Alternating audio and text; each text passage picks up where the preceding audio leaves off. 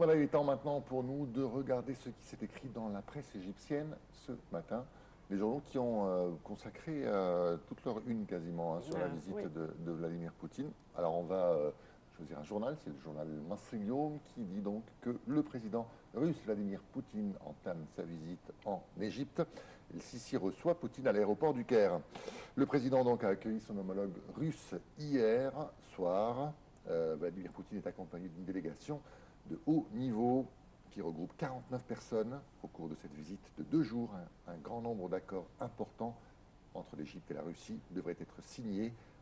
Hier, dans la soirée, le président Abdel Fattah el-Sisi et le président russe ont assisté à la représentation de Aïda de Verdi et des scènes de ballet russe à l'opéra. Le Premier ministre Ibrahim Mahla, plusieurs ministres, des rédacteurs en chef de la presse et des professionnels des médias, mais également ont assisté à cette représentation. Cet après-midi, les deux chefs d'État devraient tenir une conférence de presse conjointe au palais présidentiel d'Al-Khoubba. Des discussions entre les deux parties devront porter sur la situation en Afrique du Nord, au Proche-Orient, perspective d'évolution des relations égypto-russes, la coopération militaire, technique, économique, notamment sur la création d'une zone de libre-échange entre l'Égypte et l'Union économique eurasiatique qui regroupe pour l'instant la Russie, le Kazakhstan et la Biélorussie, ainsi que la coopération dans le nucléaire civil. Voilà, nous avons normalement avec nous maintenant au téléphone Dr Hassam Abdel Fattah, politologue. Dr Hassam, bonjour, est-ce que vous m'entendez? Oui, bonjour, monsieur Nabil. Bonjour. Alors, Hassam, on a l'impression que l'Égypte a déroulé carrément le tapis rouge pour Vladimir Poutine. Oui. Vous êtes d'accord? On a vu hier des pancartes un petit peu partout dans les rues égyptiennes qui souhaitaient la bienvenue dans toutes les langues au président russe. Alors, pourquoi est-ce que cette visite est importante? Cette visite est très importante parce que ça inaugure une nouvelle phase au niveau des relations internationales entre l'Égypte et la Russie. Vous savez très bien que d'après la chute de Moubarak, l'Égypte a commencé à adopter une stratégie très importante, c'est de se débarrasser complètement de la dépendance aux contraintes du marché commun, oui, aussi avec les États-Unis et avec aussi un petit peu avec l'Occident. Et vous savez très bien que la Russie, c'est un ancien allié qui adopte, disons, un système de critères uniques. C'est-à-dire, ce n'est pas loin de toute ambiguïté, comme par exemple les critères utilisés par les États-Unis, à titre d'exemple.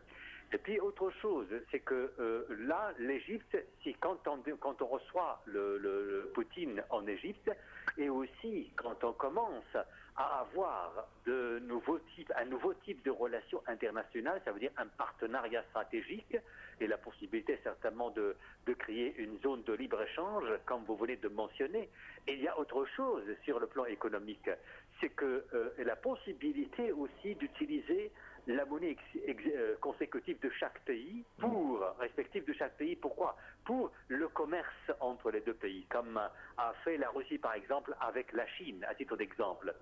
Et ajoutant à cela, bien entendu, les grands projets géants qu'on va réaliser ici en Égypte, avec certainement grâce à la Russie.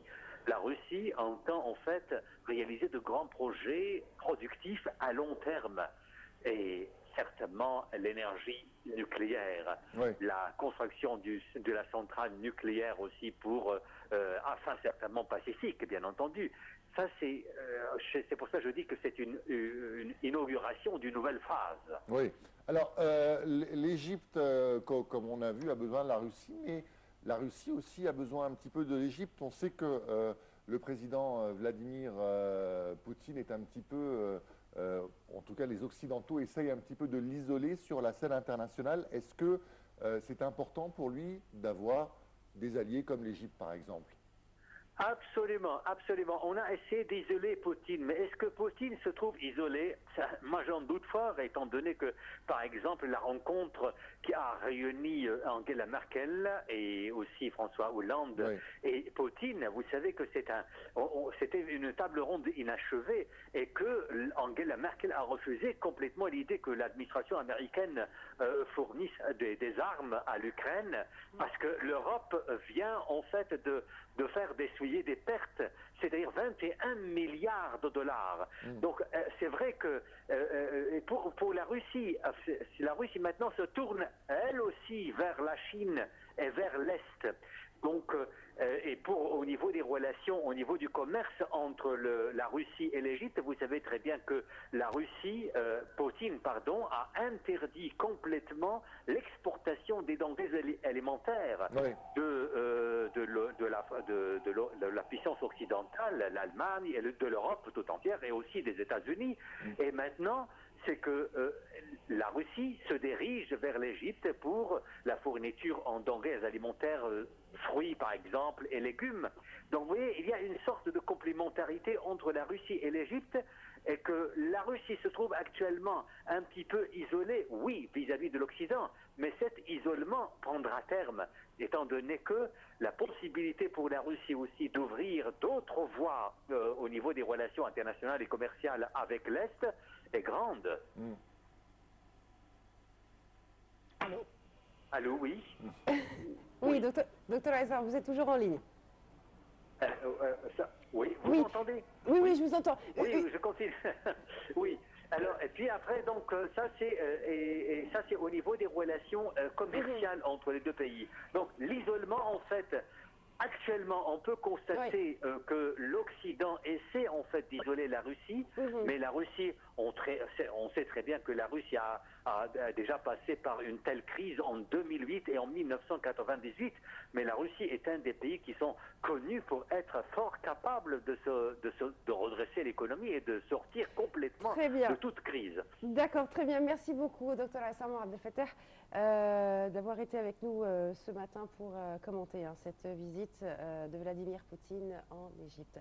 Allez, on va continuer tout de suite avec le journal Al-Watan et Abdelfattah El-Sisi déplore les victimes de la défense aérienne. Le président de la République a déploré avec chagrin les événements malheureux survenus dimanche au stade de la défense aérienne et qui ont coûté la vie à 20 personnes. Je crois que c'était un bilan qui a été revu à la baisse, 19 personnes. Selon un...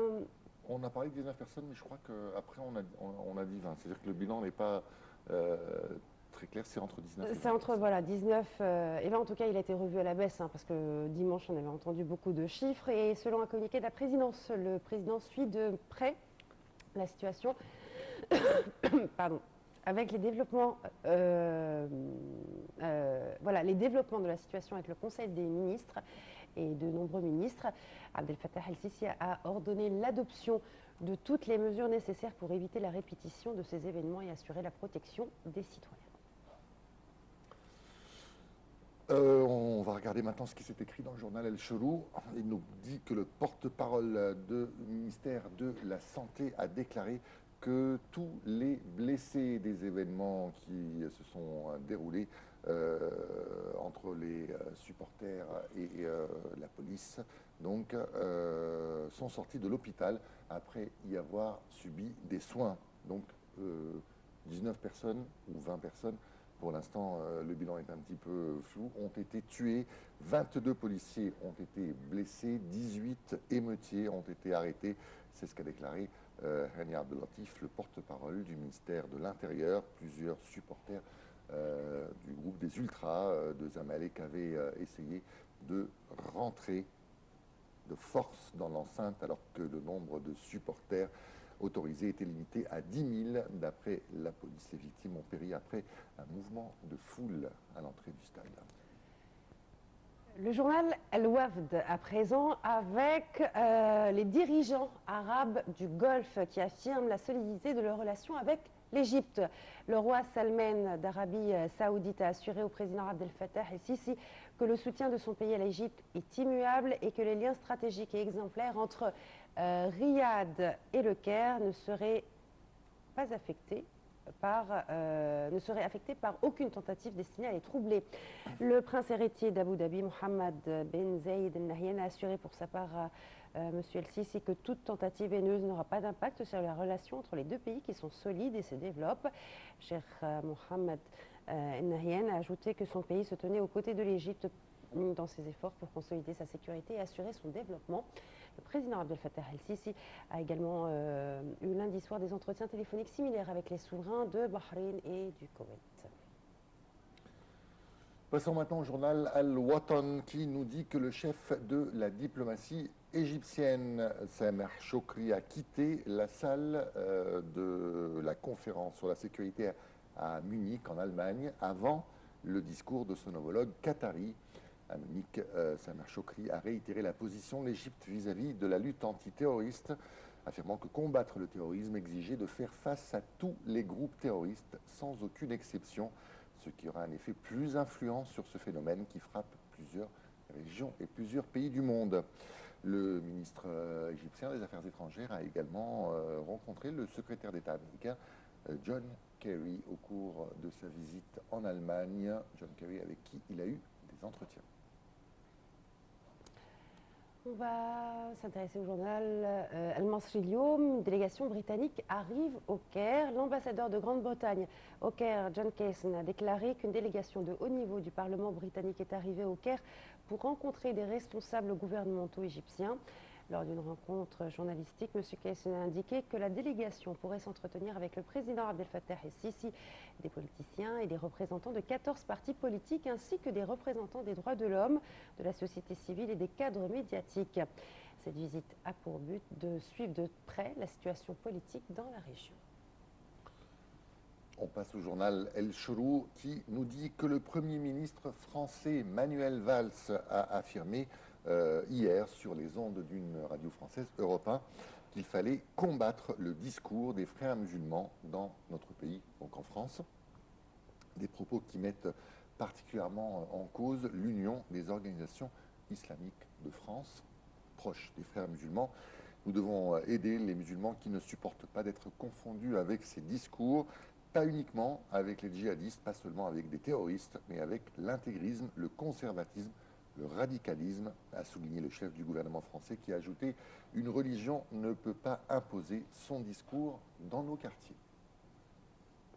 On va retourner au journal Al-Watan. Le ministre du Tourisme, Hichem Zaazoua, a déclaré s'attendre à une augmentation du nombre de touristes russes après la visite de Vladimir Poutine. Le ministre du Tourisme a également déclaré que le ministère et l'organisme de développement du tourisme ont préparé pour le sommet économique de l'Égypte 5 projets touristiques avec des investissements de 5,26 milliards de livres égyptiennes. Lors d'une conférence de presse, M. Zaazoua a indiqué que parmi les projets examinés figurait la résidence touristique du nord d'Hurghada avec des investissements d'un peu plus d'1 milliard de livres égyptiennes et la résidence de Ras Hawla sur la rive nord, se chiffrant à 318 millions de livres égyptiennes. C'est ça? Oui, je pense. Hawla, ouais. Allez, on revient avec le journal Al-Masri Lyoum qui nous dit que le département des statistiques ici en Égypte nous indique que demain, à 7h55, très du matin, la population égyptienne atteindra les 88 millions de personnes. La population aura donc augmenté d'1 million de personnes ces 6 derniers mois. C'est énorme. C'est énorme, oui. J'espère que ce n'est pas dû seulement aux coupures de courant quand même, parce que sinon, il y a de fortes on va augmenter chances. beaucoup, il risque d'y avoir encore des coupures. Alors il faut savoir qu'un enfant naît en Égypte toutes les 15 secondes, 15,7 secondes. C'est impressionnant. C'est impressionnant, absolument, oui. Ce département indique que la ville la plus peuplée, bien sûr, c'était le Caire, avec 9 millions et quelques d'habitants. Giza est la deuxième, donc imaginez, il y a à peu près 16 millions de personnes qui habitent dans le Grand Caire, ce qu'on appelle le Grand Caire. On va terminer.